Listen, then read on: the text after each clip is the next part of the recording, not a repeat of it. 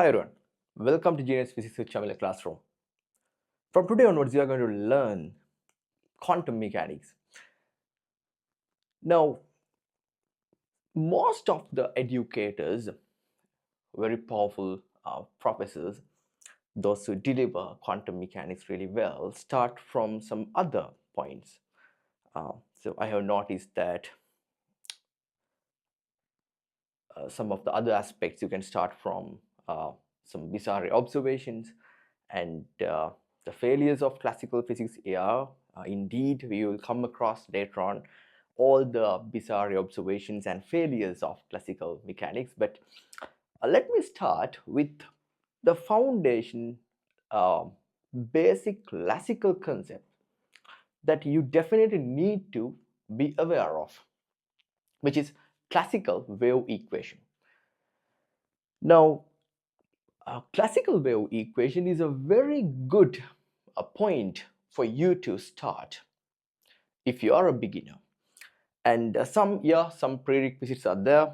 And in my previous video, I have introduced already all the prerequisites that you have to lock in your mind in advance before starting this course.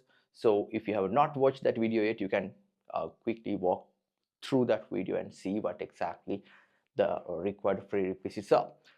But if you have just completed your high schools, you're ready to learn this lesson, right? So let me start with classical wave equation, right?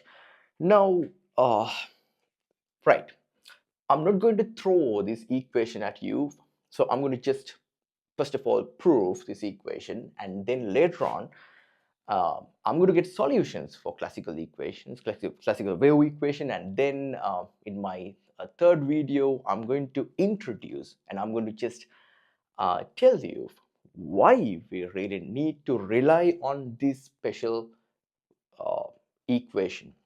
Right. Now, let me start with a simple string. This is a guitar string, or you can take anything that you want, a guitar, violin, or whatever it is, it doesn't matter. Right. Now imagine so right, and it's vibrating at its fundamental frequency. Those who don't know what exactly the fundamental frequency is, the fundamental frequency is it's there in your high school level or your A levels. That's the very first uh, fundamental vibration that you can observe in a string. That is the basic fundamental vibration, and there are some other vibrations too, like the first overtone, second overtone, but this is not the overtones. This is just a fundamental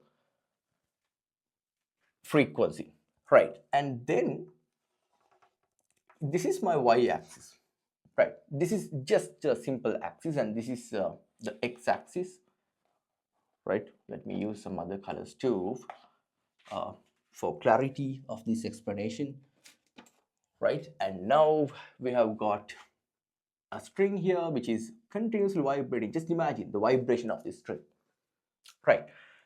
And I'm going to consider a very tiny fragment of this string. That's a very tiny bit, very small length, though here it's considerably long. uh, yeah, so just for clarity I took it like this, but just a very tiny length, right? That's a very tiny length, right? So now in your x-axis, this is a very tiny distance. This is delta x, and let me take this point as x. So naturally this point becomes x plus delta x. Fine. So now this is a curvature and this is a curved length, and there are some important aspects here. Number one is the tension of the string. T is the tension in the string,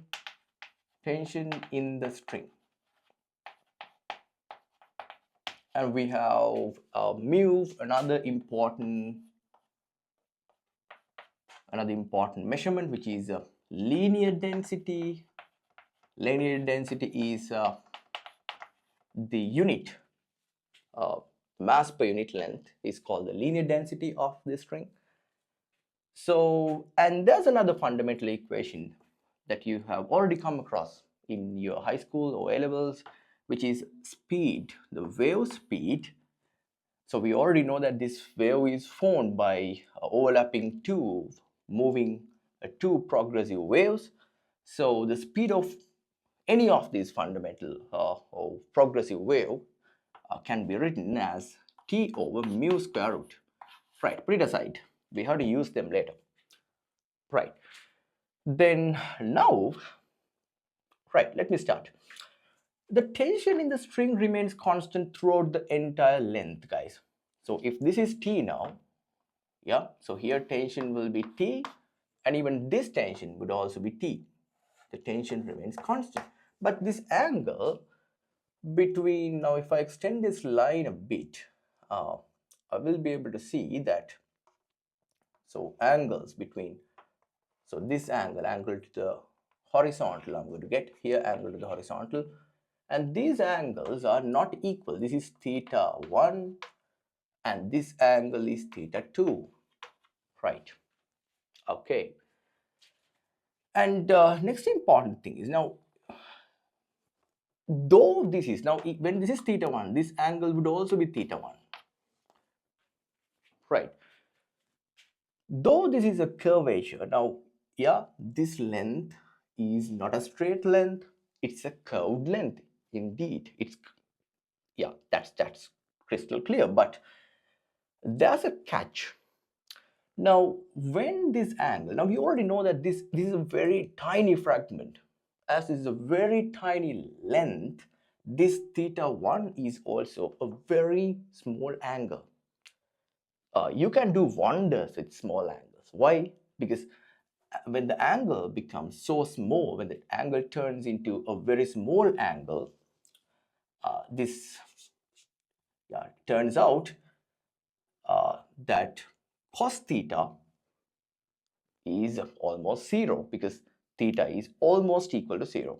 Right, put it aside. Now here, this length, and this is very important, this length, though it is a curved length, when it comes to this context, as is a very small length, this length can be considered a linear or straight length. So I'm going to treat this as a straight length like this, because it's a very small length, guys. That approximation is everywhere in physics if you are a die-hard physicist, right? So then here, that's a tiny length, and this is your delta x. Here we have theta 1, and this is what the length look like, right? So this one, I don't know what a is, but we have a trigonometric relationships now.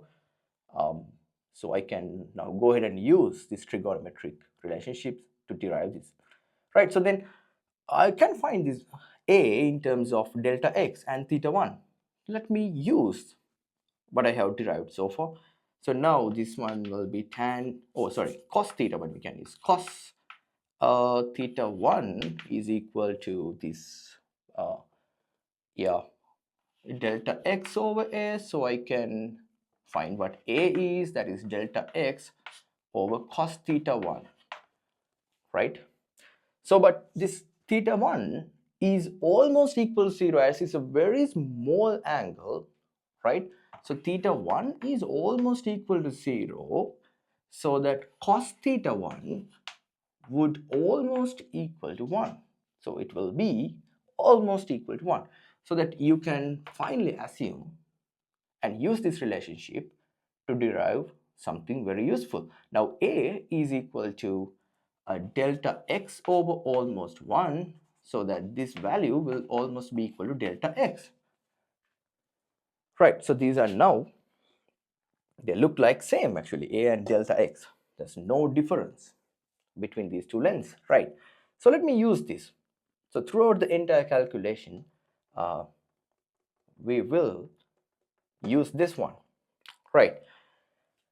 Then what do you think of this, or the mass of this tiny fragment? We know the length of that one. We know the linear density, or simply the mass per unit length, if you don't know what exactly the mu term represents here. That's the mass per unit length.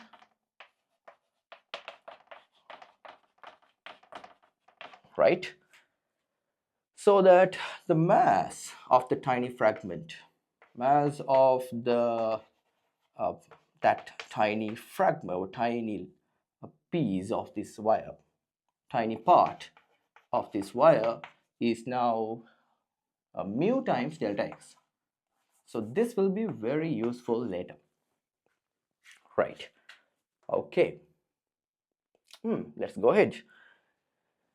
Right. Now.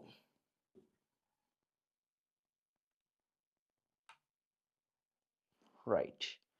Okay. Now, second part of this calculation. Okay. Now, guys, what I'm going to do is I'm going to apply Newton's second law to that tiny fragment in vertical direction, right? So then in vertical, I'm going to apply F equals ma to that tiny fragment. Now we already know, as you can already see there, right? So this is the tiny fragment. We know the mass of that tiny fragment now, and we can find all the vertical forces on it. So here we have T, here we have T. So this is T sine theta 2, here T sine theta 1, right? Okay. Now, what I can do about this now is, right? So, right. So when if I apply F equals ma, F represents the resultant force. So now here I take upward as the first direction here, so that upward force is T sine theta 2 minus here we have T sine theta 1, right, is equal to, we have mass ma, but I put m for a moment.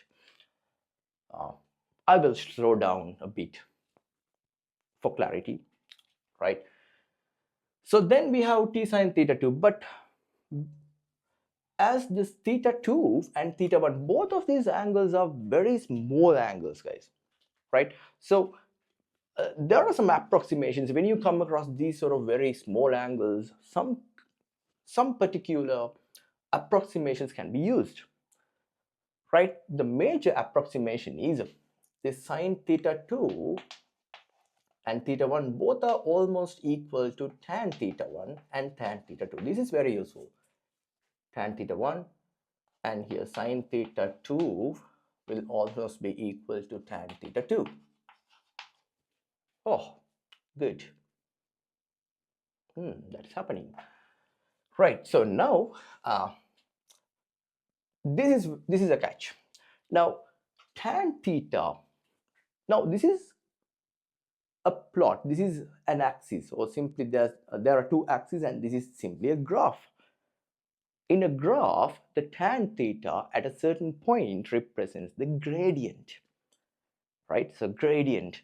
So here you can say that it's like a rate of change of y, right? So this tan theta 1 itself is now equal to gradient at that point, but I carefully choose this time what the gradient is. It is dou by x. You are totally free to use dou by y over dou by x, but at that particular point, which is x, right? And you have, those are partial derivatives. We need to use partial derivatives successfully here. Then tan theta 2 is same as our previous one, the x, but at that point that is x plus delta x, right? Okay, now, right, but in the meantime there's another important term that we have to I deliberately express it at this moment. I think it's the right moment to reveal what this a is. So a is the acceleration, guys. So that is the acceleration in vertical direction or in vertical. So the acceleration itself can be expressed as the dou by squared y over dou by squared t, rate of change of acceleration. So rate of change of displacements, and that's the, sorry, rate of change of velocity itself is the acceleration, right? So now we have some useful uh, set of equations that I have to use all of these equations, and I'm going to plug all of those things into this equation. So let me take this as one, and I'm going to plug all of the equations that we have already found out to this equation. So I can, as most of you guys are good at math here, I think, assume that you will be able to figure out at the, so at your first glance, right? So then t is now, I'm going to put this one over here and put this one over here. So then it is delta, and t is a common factor, I anyway take it out of the bracket, delta y over delta x, and here we have at x plus delta x minus, and here we have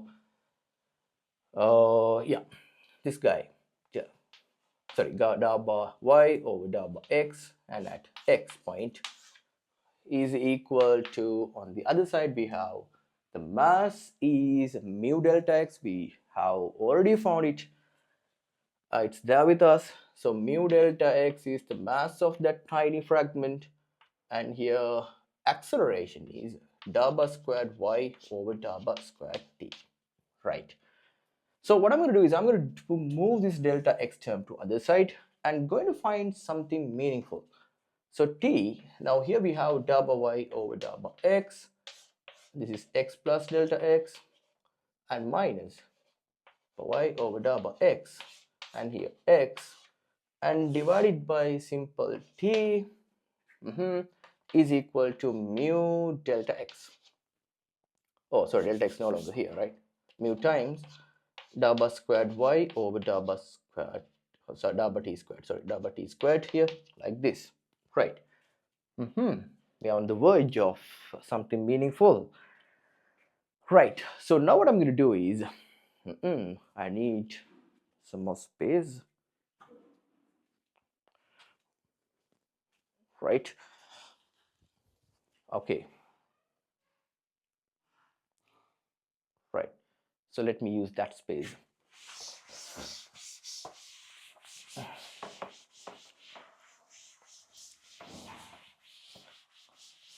Right. So now, if you are not very familiar with this representation, let me explain what exactly this representation means, right? So sometimes you might be familiar with this version of this.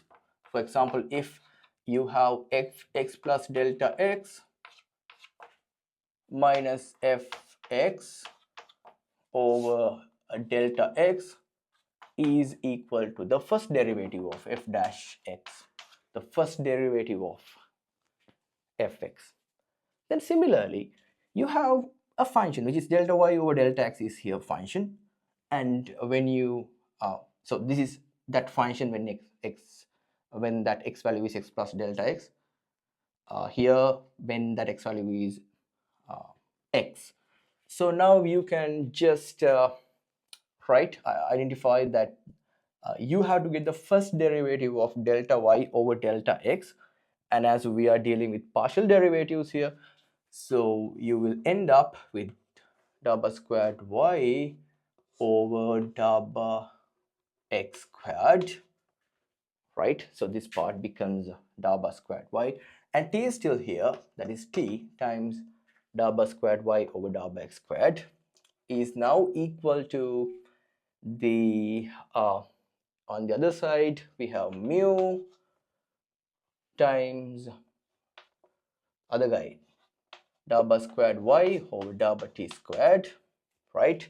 So now what I'm going to do is I'm going to just move this term to other side, mu term. So I will end up with da bar squared y over da bar t squared is equal to t over mu times da bar squared y over da bar x squared, right? So this is something something very familiar because we have seen this before, right? Because we already know that star point is, we already know that v is equal to the, actually that's the velocity, speed or velocity uh, of the string, sorry, of the wave which is propagating on the string, right? So then that is a t over mu square root. So that this is v squared at the end of the day. So this is v squared now, which is t over mu square root, sorry, t over mu. So I'm going to straight away plug this. I'm going to substitute v squared. So then I will end up with here dabba squared y over dabba t squared is equal to here v squared times dabba squared y over dabba x squared. Right, we have just derived one of the powerful classical equations which directly helps us to deal with quantum mechanics. I'm going to show you uh, the way to get solutions for this classical equation later on in my next video. Keep in touch, guys, right? So don't forget to highlight this equation. See you.